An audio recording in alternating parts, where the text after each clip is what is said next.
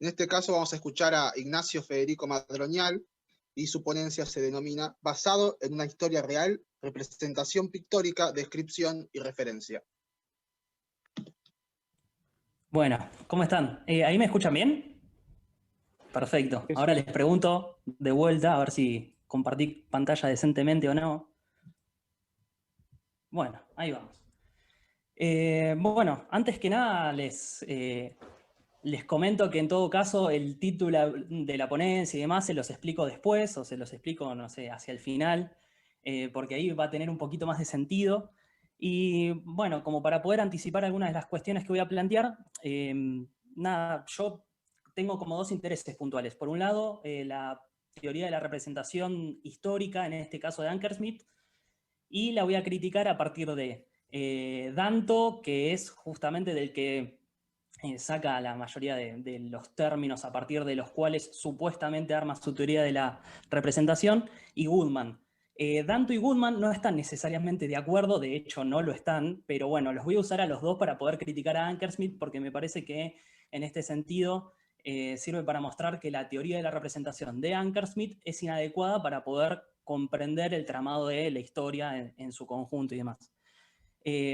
Por otro lado, nada, me voy a basar en alguna de las cosas que dijo Victoria porque me facilitó bastante no tener que explicar a White, porque ya lo hizo excelentemente bien y no lo podría haber hecho mejor yo. Bueno, aparte de esa cuestión, de la cuestión de la representación histórica, también me apareció como pregunta cuando iba armando el trabajo, ¿cuál sería el parámetro con el cual podríamos distinguir una ficción en sentido, digamos, literario de un relato histórico? Entonces, esa comparación o esa tensión que se podría llegar a generar dependiendo de la teoría de la representación que utilicemos, nada, va a ser importante para lo que planteé después. Bueno, entonces arranco por reponer un poco de las propuestas de Ankersmit para después empezar a derribar de a poquito. Antes que nada, lo que nos propone, lo que nos invita a pensar es que la comprensión del pasado está determinada, por un lado, por lo que el pasado fue, pero no solamente por eso, sino también por el lenguaje que utilizó el historiador para referirse a él.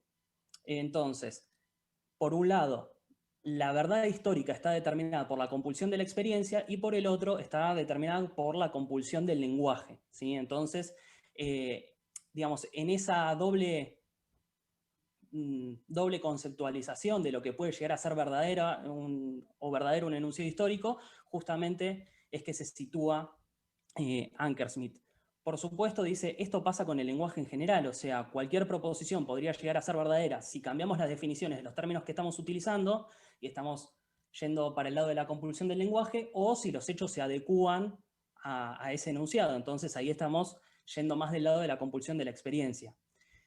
Lo que menciona es que el caso particular de la representación histórica tiene que ver con que la compulsión del lenguaje es mucho mayor que en el caso de las ciencias. O sea, si vamos a abordar la verdad científica, sería mucho más relevante la compulsión de la experiencia que la compulsión del lenguaje, ¿sí? Entonces, en la historia lo relevante sería que la compulsión del lenguaje es mucho mayor porque muchas veces los términos están mal definidos o porque además son discutibles justamente las definiciones de los términos que estamos utilizando. Si yo, por ejemplo, hablo del Renacimiento, entonces podría cambiar la definición de lo que es el Renacimiento y al mismo tiempo estoy cambiando la verdad o la veracidad de los relatos históricos en donde utilizo ese término. Esto no es tan frecuente en las ciencias, por lo menos según Ankersmit, ¿no? Entonces, ¿cómo se diferencia? Bueno, si bien ambos tienen compulsión del lenguaje y compulsión de la experiencia que podrían dar cuenta de su verdad, la ciencia se sitúa más del lado de la compulsión de la experiencia y el relato histórico más del lado de la compulsión del lenguaje. Algo que les anticipo, las citas en general son del texto de Ankersmit, en el cual habla del giro lingüístico y hace una relación entre teoría literaria y teoría histórica. ¿Por qué va a ser importante? Porque justamente para Ankersmit la idea o la propuesta de todo esto va a ser tomar los aportes del narrativismo y decir, bueno, los aportes del narrativismo o la intervención de la teoría literaria a la hora de explicar la teoría histórica solamente van a tener que ver con este aspecto de la compulsión del lenguaje. Solamente son útiles para poder determinar el estilo en el que tendríamos que escribir en historia. pero el problema central de la teoría histórica, que es cómo referimos correctamente a los hechos del pasado, queda del otro lado, ¿sí? O sea, no podemos usar la teoría literaria para poder explicar cómo referimos correctamente a los hechos del pasado. Solamente lo podemos usar para poder determinar cómo son los estilos de escritura histórica. Bueno, esto va a ser un poco de lo que critique después. Bien, entonces, para poder explicar esta diferenciación o esta contraposición entre ciencias y relato histórico, nos explica Ankersmit que hay una diferencia entre dos modos de referir a los hechos, y en este caso, cuando hablemos de relato histórico, a los hechos del pasado, que es justamente la que existe entre la descripción y la representación, ¿sí?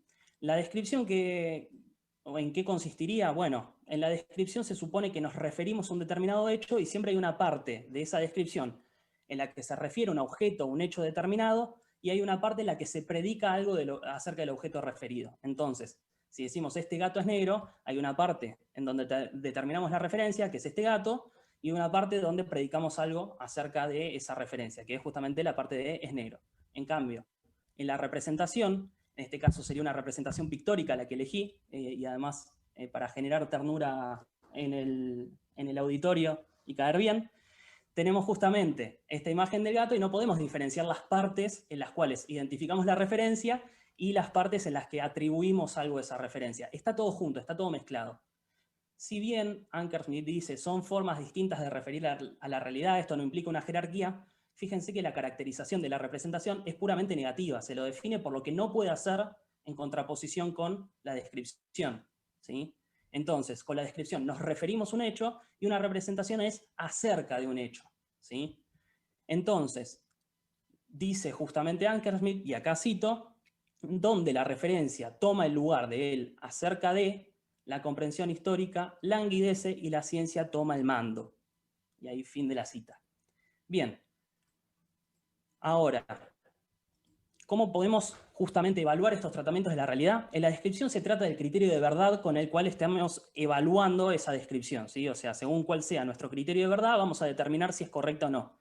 Ahora, en el caso de la representación, no solamente debemos ser fieles a la realidad, entre comillas, sino que además las representaciones nos tienen que dar la personalidad del representado.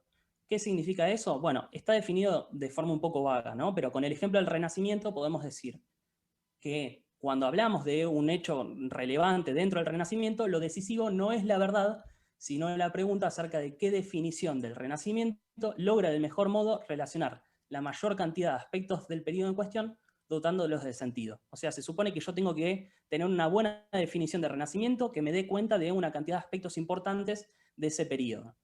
Bueno, por otro lado, aclara Ankersmit, y esto, bueno, va a ser contra lo que vaya en el resto del trabajo, dice, esto no debería ser tomado, sin embargo, en el sentido de que el pensamiento o la representación de hecho hace o crea la realidad, como, a decir verdad, algunos deconstructivistas extremos o narrativistas acostumbran decir. O sea, no se crea la realidad. Hay ciertos aspectos que son más flexibles de la representación, pero no se crea la realidad a través de ella. Bueno, entonces, parece... perdón, ahí me trabó la imagen del resto de las personas ahí en Zoom. Bien, parece ser, entonces, que en la medida en la que admitamos esta afirmación de Ankersmit, que la representación hace o crea la realidad, ¿sí? No se puede distinguir tanto entre hecho histórico inventado o, en general, entre representación histórica y ficción, ¿sí? Esto lo voy a explicar un poquito más adelante, pero justamente la idea sería decir, bueno, si aceptamos esta propuesta de Ankersmit, nos tendría que dar un buen criterio con el cual poder diferenciar el relato histórico de una ficción. Y acá no va a suceder por varios motivos. Pero, además de eso, este análisis de Ankersmit supone, este primer presupuesto se lo debo a Nico, que está acá, que me lo marcó en su momento, la concepción subrogacional del signo, o sea, el signo funciona como un sustituto y mediador que puedo colocar en relación entre un dominio y una imagen y evaluar su regla de transformación. Es decir, una representación histórica está en lugar de la realidad. El segundo presupuesto es que La descripción es el tipo de alusión a la realidad que da un acceso más prístino a ella. O sea, se supone que yo me dirijo más directamente a la realidad con la descripción. ¿Por qué? Porque en definitiva estoy situando bien la referencia y estoy situando por separado la caracterización de esa referencia, y eso se supone que me determina más claramente qué porción del lenguaje se corresponde con qué porción de la realidad. En la representación no sucede, pero aún así, tercer presupuesto, la realidad sigue siendo el parámetro último de evaluación de la representación. ¿Sí? Entonces, en contra de este tercer presupuesto, voy a usar un poco de las críticas de Goodman, si bien no sostengo ni voy a desarrollar su teoría de la representación, sí algunas críticas que él hace contra concepciones ingenuas de la representación, aprovechando que el ejemplo de Ankersmit se basaba en la representación pictórica. Bien, entonces, tomemos este primer caso, ¿no? O sea, en una representación pictórica y también en una histórica, podríamos, ¿sí?, reconceptualizar los referentes y hacer extremadamente maleable la representación, pero también podría estar inventando tanto un relato histórico como una representación pictórica aquello a lo cual refiere. Entonces, la denotación de esas representaciones, por lo menos entre las cosas que existen, sería nula. ¿Eso haría que sean menos valorables? Bueno, tomemos justamente la posición de Goodman al respecto. Se supone que no. ¿Por qué? Tomen estos casos que yo les planteo acá. Por un lado tengo un unicornio, ¿no? O la representación de un unicornio, la representación de Sherlock Holmes, y por otro lado, no sé, puse como para poder representar el Renacimiento. Se supone que en uno nosotros decimos hay un referente, que es en el caso del Renacimiento, y en los otros dos no. Bueno, ¿eso haría que fueran menos valorables estas representaciones? Se supone que si la realidad es el parámetro último de evaluación de ellas, se supone que sí, o sea, serían menos valorables las dos primeras que la última. Bueno, ahora, ¿qué pasa? Primero, cuando lidiamos con una representación no podemos inferir la existencia a aquello que estamos representando. O sea, cuando estamos hablando del Renacimiento no puedo inferir ya de por sí la existencia de un periodo histórico que tenga las características con las cuales lo definí. Y tampoco puedo inferir la existencia de Sherlock Holmes y del unicornio, ¿sí? Entonces, en primera instancia, una representación puede seguir siéndolo a pesar de que tengamos dudas acerca de qué refiere, ¿no? Bueno, y en segunda instancia, muchas veces nos encontramos con las representaciones primero, antes que aquello a lo cual refieren. O sea, nosotros comprendemos que es un unicornio no porque hayamos visto nunca un unicornio, sino porque siempre lidiamos con sus representaciones, lo mismo con Sherlock Holmes y lo mismo con el Renacimiento. Entonces, en última instancia, yo aprendo primero acerca de la representación y después puedo evaluar si se corresponde o no con algún periodo de la realidad y demás. Pero muchas veces las adquirimos de forma poco crítica, ¿sí?, estas representaciones. Entonces, aprender acerca de un determinado periodo histórico no da mucha chance a poder evaluar por nuestra cuenta si la realidad se corresponde con aquello que nos contaron en su momento. En última instancia voy a hacerlo comparando esa representación del Renacimiento con otras sucesivas que me puedan explicar mejor qué es lo que pasó en ese periodo histórico, ¿sí? Pero en última instancia es representación contra representación, no representación contra realidad, ¿sí? Bien. Y en segunda instancia, podríamos decir, ¿no? Podríamos sacarnos este problema de encima y decir, bueno, pero sabemos que los unicornios y Sherlock Holmes no existen, pero sí el Renacimiento. Ahora, se supone que bajo el parámetro que nos brinda Ankersmit, podríamos distinguir entre representaciones más o menos realistas para poder evaluarlas. Entonces, yo les planteo, en este caso, ¿cuál de las dos representaciones parece más realista y cuál menos? Probablemente me digan, la primera es más realista porque además tiene colores, y la segunda es menos realista porque no tiene colores, está en blanco y negro, no se corresponde tanto con lo que nosotros vemos en la realidad. Ahora, les planteo lo siguiente. Yo en la primera imagen, a pesar de que no se note, puse una cantidad de filtros impresionantes a la hora de poder poner esta foto acá. Y en segunda instancia, les pido que hagan el ejercicio de volver 70 años en el tiempo y preguntarse lo mismo. Probablemente, o existe la posibilidad de que me digan que la segunda imagen es más realista y que la primera está solamente pintada, porque no existían las imágenes a color o las fotos, justamente, que no fueran en blanco y negro. Entonces, esta diferencia entre cada una de las imágenes y la otra no hace que una sea más realista que la otra. En definitiva, el realismo es relativo a los parámetros a los que estamos acostumbrados, ¿sí? Entonces, justamente, la realidad en este caso no me sirvió como parámetro para poder decir cuál es más realista y cuál menos, sino los modos habituales de lidiar con estas representaciones son los que determinan cuál es más realista y cuál no. Bueno, aparte de eso, o para poder aprovechar este análisis de recién y fijarnos cuál es una representación más o menos realista de determinados sucesos históricos, podemos tomar los siguientes ejemplos. Si yo les hago leer Operación Masacre, ¿qué determina que ese relato es menos realista que un texto historiográfico de la misma época y que nos relate los mismos sucesos y demás? Bueno, en última instancia, el parámetro con el cual lo evaluamos es porque Operación Masacre se parece más al formato con el que lidiamos habitualmente de la novela, y el texto historiográfico se parece más a los textos con los que lidiamos usualmente en, no sé, la secundaria acerca de ese periodo. Aparte de eso, el realismo o las descripciones que habilita la representación a partir de este realismo es relativo por esto. Ignacio, te quedan 5 minutos. Perfecto. Bueno, les pongo el caso de San Martín. Dependiendo del lado del Atlántico en el que estemos, va a ser un traidor o un héroe, justamente porque para los españoles es de una manera, para nosotros de otra. Entonces, en definitiva, la descripción realista que hagamos acerca de él se determina en base al lado del océano en donde nos encontremos y las representaciones habituales que tengamos acerca de los sucesos que tuvieron lugar acá en las guerras de independencia. Y además, no solamente esto afecta a las representaciones históricas, sino que también afecta a las supuestas descripciones de Ankersmit que parecen ser neutrales o de acceso más prístino a la realidad. Les pongo el siguiente caso. Si yo les digo, Argentina tiene una superficie de 2.780.400 kilómetros cuadrados, eso parece ser una descripción neutral, científica, pero fíjense que ustedes, si toman esto como verdadero, se están olvidando de que tenemos las Malvinas y la Antártida. Entonces, en base a ciertas representaciones históricas de sucesos que sedimentaron nuestra concepción de lo que es la Argentina, esta descripción sería incorrecta y del otro lado del Atlántico, de vuelta, sucedería lo contrario. Esta descripción sería correcta, por muy neutral que parezca. Entonces, planteo justamente las dificultades que trae esto para la propuesta de Ankersmit, ¿no?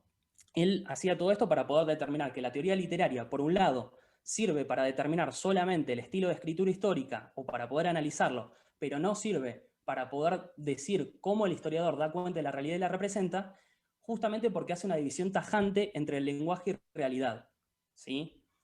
Supuestamente esto lo trae de Danto, pero el mismo Danto considera las representaciones de modo más complejo que lo que está presuponiendo Ankersmit. ¿Por qué? Porque plantea, y esto es una reconstrucción de Nico, le agradezco de vuelta, las representaciones son estructuras semánticas complejas que median entre los entes que realizan la actividad representacional y el mundo, por medio de los que pueden denominarse episodios cognitivos básicos. En segunda instancia, las representaciones están constituidas por reservas de símbolos, y los símbolos tienen la propiedad dual de establecer tanto relaciones causales como semánticas con los demás elementos que constituyen el mundo.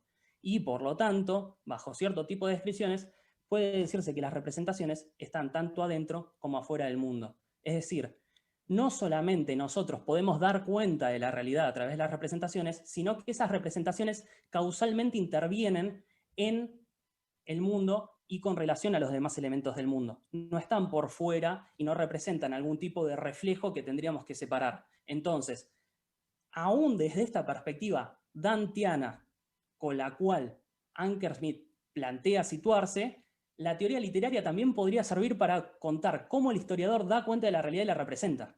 ¿Sí? Porque la teoría literaria no se limita a decir cómo la representación tendría que estar escrita, sino que también sirve para poder conceptualizar el mundo al cual accedemos y los sucesos del pasado. Entonces, en resumen, el problema principal de la propuesta de Ankersmit es sostener una visión tan tajante, que ni siquiera Danto sostiene, entre lenguaje y realidad, como para no comprender que las representaciones, históricas en especial, moldean a esta última y configuran nuestros modos de acceder a ella. Y además, esto tiene varios corolarios. Las representaciones tienen relaciones más complejas con el mundo de lo que pretende Ankersmit, porque al establecer relaciones tanto semánticas como causales con la realidad, no solo refieren a ella, sino que también la crean en algún sentido relevante, En segunda instancia, porque la realidad, por lo tanto, no es el parámetro último de evaluación de las representaciones, no es el único. Y por último, que finalmente la teoría literaria no solamente constituye un aporte importante para poder definir estilos de escritura histórica, que era lo que planteaba Ankerschmidt, sino también para poder comprender cómo configuramos nuestra realidad. Nuestros modos de representar el pasado determinan aún las descripciones menos discutibles que hacemos en el presente.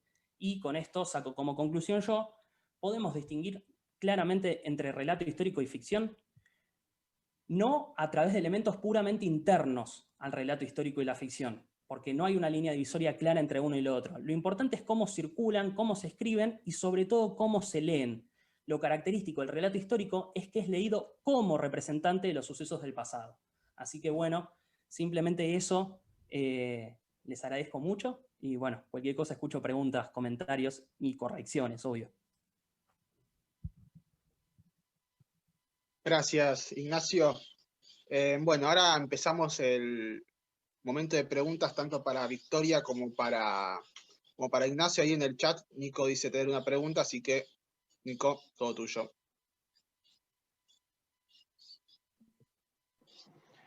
Hola, bueno, gracias a las dos. Me gustaron mucho las dos presentaciones. No la veo a Vicky. Ahí está. Perdón. Porque uno como que se dirige a la persona. La pregunta es un poco para los dos, como que el esquema que engloba, digamos, a las dos presentaciones tiene que ver con las representaciones, y la pregunta para Victoria un poco tenía que ver con, me llamó la atención ya desde la época del abstract, digamos, la mención a lo atrapado en los tropos, ¿no? Que por otro lado vos después comparás a Danto con White y es como que ves una gran posibilidad en la tropología, en lo que construye, un modo como más fluido que el cierre que determinaría Danto, ¿no? Si no crees que justamente un poco esa idea del atrapado en los tropos es un poco imposibilitadora, y si no habría alguna manera más positiva, digamos, de mencionar eso, porque la idea no es que los tropos son como un cierre o un recinto que nos aparta de la realidad, no son una representación en ese sentido, sino que que creo que va un poco en la idea de lo que vos misma decís, pero si no, ¿cómo lo pensás, no? Esa cuestión. Y por otro, no sé si se entiende, y para Ignacio un poco a la inversa, es decir, yo sé, bueno, hablamos mucho y estuvo muy buena la presentación, hasta el piso de madera de las diapositivas me pareció muy sutil, pero te quería preguntar, porque lo hablábamos en su momento, como que vos tenías la idea de hacer un esquema que incluyera la representación histórica, artística y científica, y si bien estoy de acuerdo, digamos, grosso modo, en todo el planteo que haces, ¿cómo pensás en lo que no hablaste, digamos, que es la representación en ciencia, ¿no? Eso.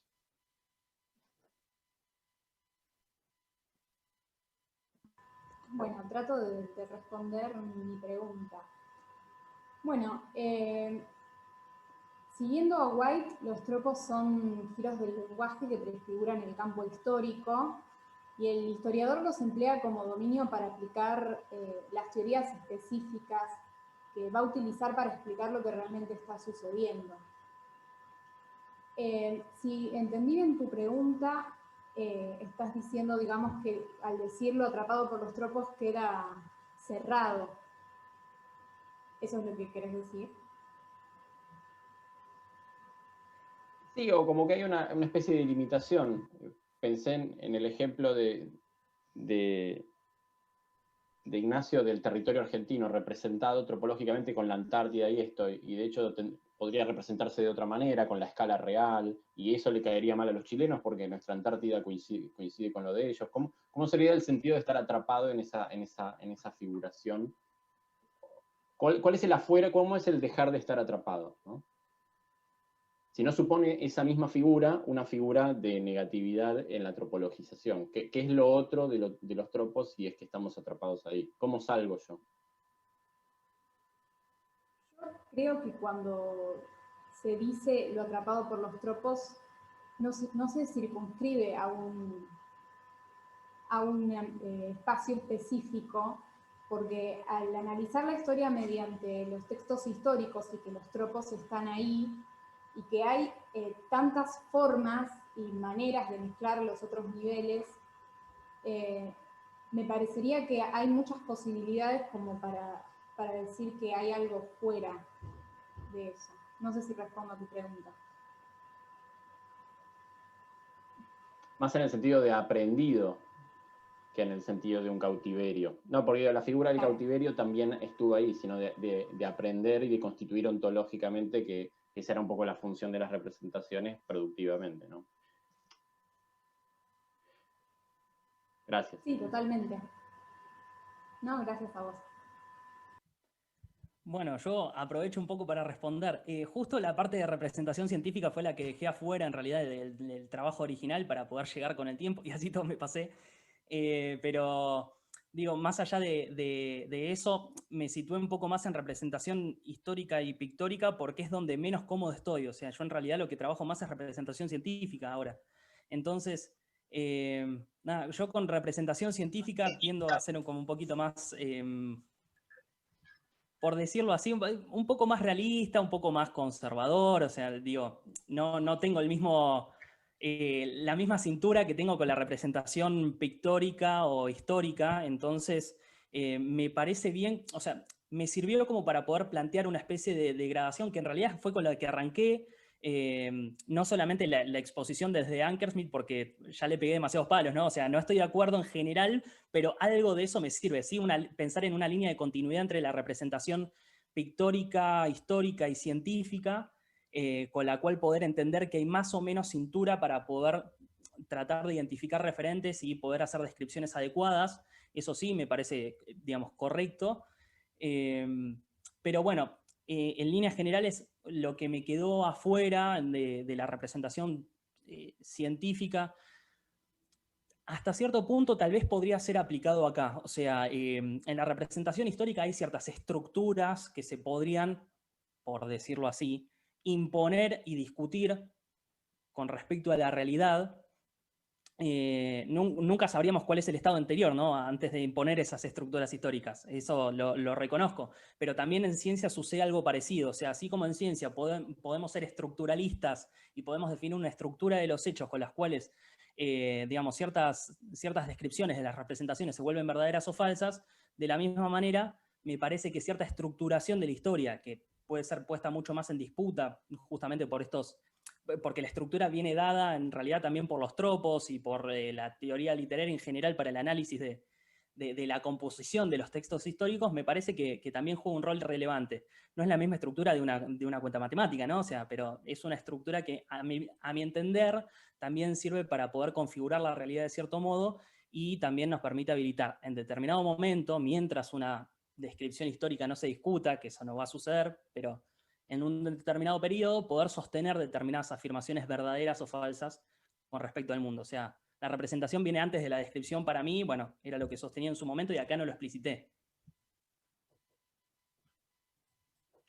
Tiene una pregunta Marcos. Gracias. Buenas. Mi pregunta era para Ignacio, que simplemente porque, a ver cómo lo pensaba él, porque me hizo un poco de ruido la diferencia entre el Renacimiento y Sherlock Holmes, digamos. Porque vos dijiste que el Renacimiento existió y Sherlock Holmes no. Y al final, en la última, en las conclusiones, una de las cosas que se derivan es que si las representaciones son con relaciones complejas y que no se refieren al mundo, sino que lo crean. Entonces, no entiendo cómo una relación compleja creó al Renacimiento y dónde podríamos encontrarlo y cuál es la diferencia con Sherlock Holmes. Bien, no, de hecho es parte de lo que a lo que llego con la conclusión final. Justamente la diferencia está en cómo circulan los textos acerca del Renacimiento y cómo circulan los textos acerca de Sherlock Holmes. El de Sherlock Holmes circula como ficción. Vos lo leés como ficción y está escrito para vos como ficción. El texto acerca del Renacimiento no está escrito para vos de la misma manera. Entonces, en última instancia, la teoría literaria te permite, con elementos que no son puramente internos del modo de representación, porque un texto del Renacimiento podría no diferenciarse formalmente al interior de esa representación de un texto de Sherlock Holmes. Eso es como la crítica que le hago a Ankersmith, ¿no? O sea, como no podés identificar con elementos puramente internos que hay una referencia más clara del Renacimiento que de Sherlock Holmes. Lo que tenés que identificar es, a través de la teoría literaria, cómo se vincula con las personas para las cuales circula cada uno de esos textos. Entonces, el texto del Renacimiento va a circular para vos como refiriendo a un periodo histórico y vos lo aceptás de esa manera. En cambio, el de Sherlock Holmes no. Pero internamente no habría una diferencia. Vos no podés inferir la existencia del Renacimiento solamente por leerlo, porque si no también deberías inferir la existencia de Sherlock Holmes o lo que fuere. Entonces, es por el modo de circulación de ese texto. Digamos, a eso apuntaba al final. Mil gracias por la pregunta. Y tenemos una última pregunta de Hernán. Hola, bueno, muy buena la ponencia, excelente la gráfica, la verdad es que estupendo. Hablando de realismo, justamente me evocaba lo que es la dimensión criteriológica de la que estábamos hablando de la que hablamos con Collingwood. En este sentido, bueno, como dentro de lo real, bueno, uno puede aportar distintos criterios y llegar a un acuerdo sobre qué es justamente lo real. Es decir, bueno, esa es una mesa azul, bueno, acordemos entre todos a ver si esa es una mesa azul o no, y a partir de ahí, bueno, la validación. Pero en ese mismo sentido, ¿qué sería una representación no realista? Si eventualmente todas las... que quizá lo dijiste en algún momento y no lo sentí muy bien, o yo no lo sentí muy bien. ¿Qué sería una representación no realista? Porque es decir, validaríamos todas las representaciones de la realidad entre todos, llegaríamos a un acuerdo. Uno puede pensar, bueno, un texto histórico, por ejemplo, un documento. Yo puedo decir, validarlo, bueno, no, acá dice que San Martín estuvo en Guayaquil en este momento histórico, y vos decís que estaba en Santiago de Chile, y no, yo digo que estuvo en Guayaquil. Y bueno, ahí la validación ocurre, la validación criteriológica ocurre para desestimar una versión de la realidad y afirmar otra. Pero, ¿qué sería una representación no realista de la realidad? Por aparte hablamos de Sherlock Holmes, es decir, estamos metidos en un ámbito bastante amplio de lo real. Me parece en realidad que, o sea, vos lo que proponés son la descripción de hechos concretos. Entonces, si seguimos sosteniendo hasta cierto punto la diferencia entre descripción y representación, la descripción de hechos concretos sí se puede discutir un poquito más, digamos, en términos de verdad o falsedad. O sea, la verdad de que San Martín estuvo en un lugar y no en otro. Ahora, ciertas representaciones históricas que sirven como marco más general, o sea, por ejemplo, el hecho, no solamente el hecho de que San Martín sea un traidor o un héroe según la persona que lo considera o la persona que sostiene una determinada representación histórica, sino también qué sería una guerra o qué sería la paz. O, digamos, hay determinados términos o determinadas sedimentaciones que nos permiten hacer ciertas descripciones que vamos a considerar verdaderas o falsas según la evidencia. ¿Sí? Entonces, decir que San Martín estuvo en un lugar y no en otro, digamos, podríamos agarrar y considerar la verdad o la falsedad de esa afirmación en base a las pruebas casi que directamente, pero ahora decir si combatió o no combatió depende de lo que consideremos que es un combate, y eso podría estar sujeto un poco más a la discusión histórica o historiográfica que la afirmación de si tal persona estuvo en X lugar o no. Digamos, en ese sentido sería como una afirmación más de índole científica, por decirlo así, que la afirmación de que tuvo, no sé, tuvo lugar determinada guerra o lo que fuere. O sea, yo uno de los ejemplos que ponía, por ejemplo, en el trabajo original, es, bueno, la consideración de lo que nosotros consideramos guerra y paz es muy distinta a la consideración que tienen, no sé, los ingleses cuando le dicen a su revolución, revolución gloriosa. Entonces, digo, le dicen revolución gloriosa porque supuestamente se hizo en términos pacíficos. Ahora, en Irlanda y Escocia hubo guerras, hubo derramamiento de sangre, y eso no le dicen guerra. Entonces digo, es una redefinición de realismo. Eso es lo que quiero decir. O sea, sí, claro, claro, sí, yo te puse el otro ejemplo. creo que hasta cierto punto digo, sirve. Acá se prueba. Sí. Perdón, justo se me trabó y no te había escuchado.